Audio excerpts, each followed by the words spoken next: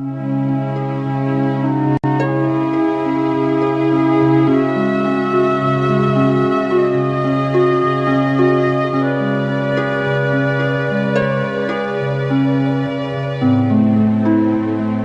avril 1996, la chaîne américaine Fox met à l'antenne en plein milieu de saison une série intitulée Profit.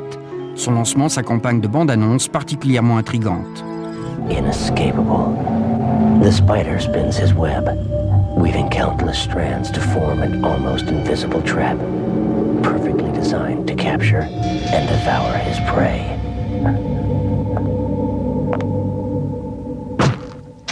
Amateur.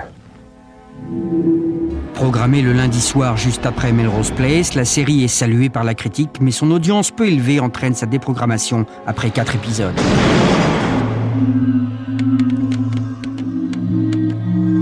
En septembre 1997, la série sort de son placard et est diffusée en France, en y incluant les épisodes tournés mais restés inédits aux États-Unis. Les plans machiavéliques ourdis par Jim Profit, un jeune youpi froid et calculateur, fascinent les spectateurs. Le psychopathe dangereux qui dort dans le carton où il était séquestré étant enfant trouve enfin son public.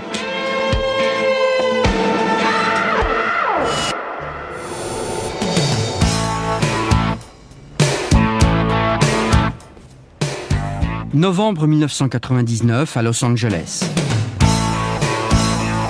Quelques 3 ans et 10 mois après le tournage du dernier épisode. Les 2 créateurs et producteurs de la série, John McNamara et David Greenwalt, retrouvent Adrian Pasdar, l'interprète du personnage de Jim Profit. Devant nos caméras, ils ont accepté de rassembler leurs souvenirs et de nous livrer leurs témoignages, nous offrant ainsi un éclairage inédit sur cette série hors du commun.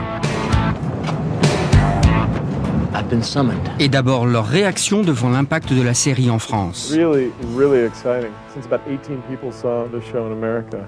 But they were all critics. And they loved it. Critics loved the show.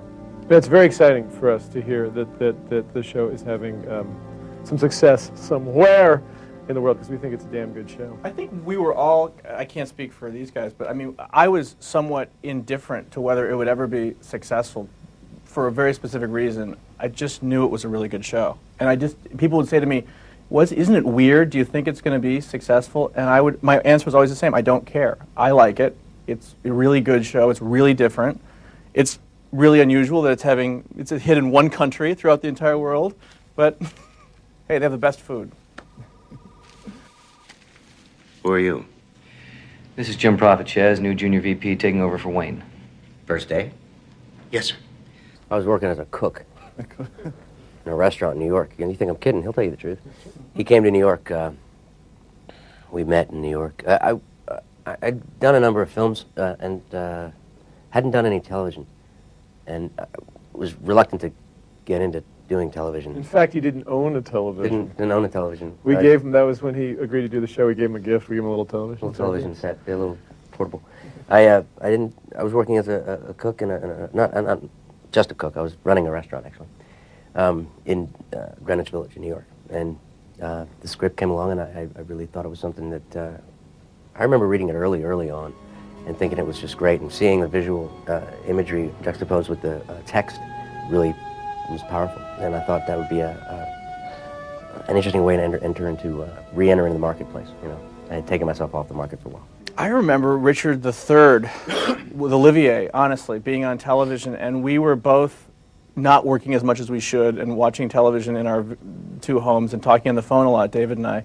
And I remember thinking, you know, I think it was on both our TVs, we were, you know, somehow that's in my memory. It was a long time, it was 92 or 91. And I'm thinking, like, this would be interesting. I mean, TV, one of the things that happens when you're sort of breaking into any new medium is you have a rebellious attitude. And you say, well, they're a bunch of idiots, or they're just playing it safe. If I did this, I could do so much better, you know. And I think our attitude was, why couldn't a bad guy, not like J.R. Ewing, who's sort of a scoundrel, but a sociopath, be the star of a television show?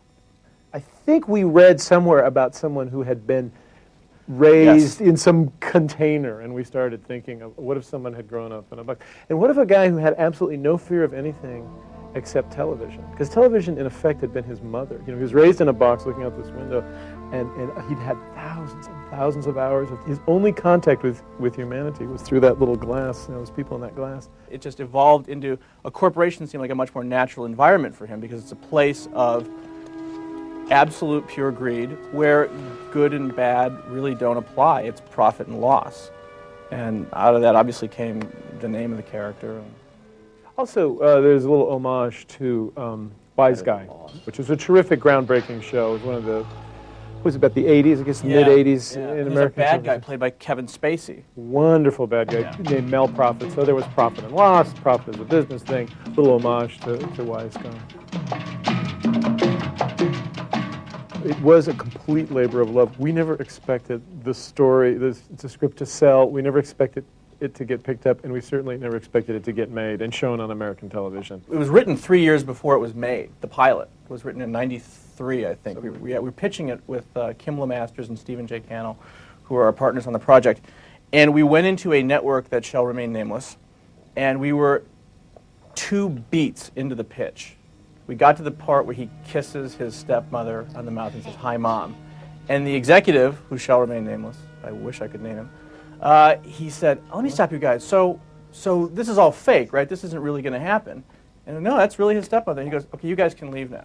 And he kicked us out of his office. That is a true story. True story. And we went, I remember being in the parking lot of this network and saying to David, "I know we have something here. If it pissed off a network executive enough to kick us out, we've got something great."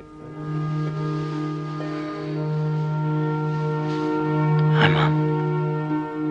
What Adrian did playing Jim Profit that we were just talking about, that you could look at a certain scene that popped into my head, is the moment at the end of Act 1 of the pilot, the first episode, where he walks in his office and a beautiful redheaded woman kisses him and he says, "Hi, Mom."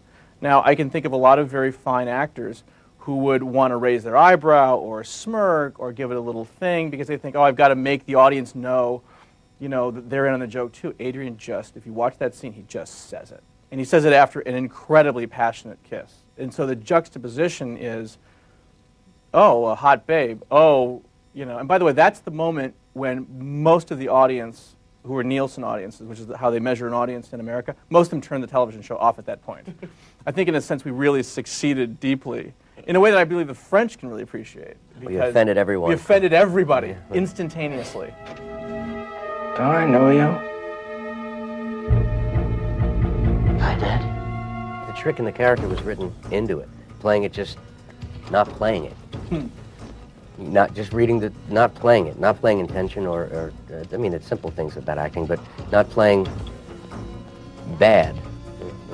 You don't have to play bad if you're doing bad. You just, hello, I'm going to kill you. It's very easy to play that, but hello, I'm going to kill you. I mean, it was written so well that it wasn't a big chore to find how to play it. The trick was not to ham it up. One of the things I loved about the way Adrian played the character was he wore the garment of the character very loosely.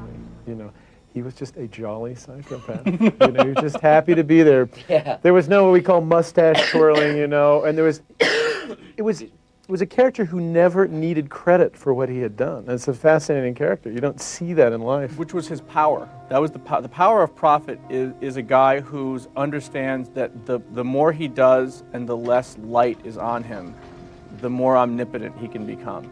I mean, there's actually was a quote in the beginning of the script that I don't know where we got it from, Samuel Johnson, but it said, "To be omnipotent and friendless is to reign." And that is essentially, he never really wanted to be close to people, but he wanted to know a lot of people. Psychiatrists who sleep with their patients. Like you and Celia Harden. Right here on this couch, Tuesdays and Thursdays at 6. Is that right? Gee, nothing to say. When Adrian came in the room, I'll never forget it, I just got this thing went up my back. It was just like this electric. Oh, come on, say it went up his butt. Well, that's true. It is true. That's good. It's French TV. Somewhere back. Adrian and I are now married. No, but it was really weird because he wouldn't read, which is good. No, you can't. Right, you can't. Don't read. Right. If you really want it, you know what you're doing as an actor. Don't unless you know. He's right though, because there was something about the complexity of that character too to capture that in a reading. But he came in and he understood it, which is also really rare. That he had read the text, he'd had absolute kind of an inside eerie knowledge, not only of what was on the page, but where David and I wanted to go with the show. In all those years, I have never, ever come across a thing like you. Where in hell did you come from? And wouldn't it be interesting to do a story about a guy who isn't exactly pure evil, but where the bad guy is the hero, where he will do anything to achieve his goals, but he is not, there's nothing excessive about him. You know, he's an environmentalist in the truest sense of the word. You know, he won't make you his enemy unless he absolutely has to. He wants you to be his friend. He wants to achieve his goals. And we came up with something really interesting, I remember, which is that very often good things would result, like a corporation can do a good thing in pursuit of a dollar. That would often happen with him. Yes, it didn't bother him if he committed good, if you will. You know, and it certainly didn't bother him if he committed evil. He was really indifferent. He was just a very pure force of nature. One of the reasons a polygraph remains inadmissible in court is because what it measures isn't whether or not the truth is being told, but how the body is behaving during a series of questions and answers. If you upset the body, and you throw off the test.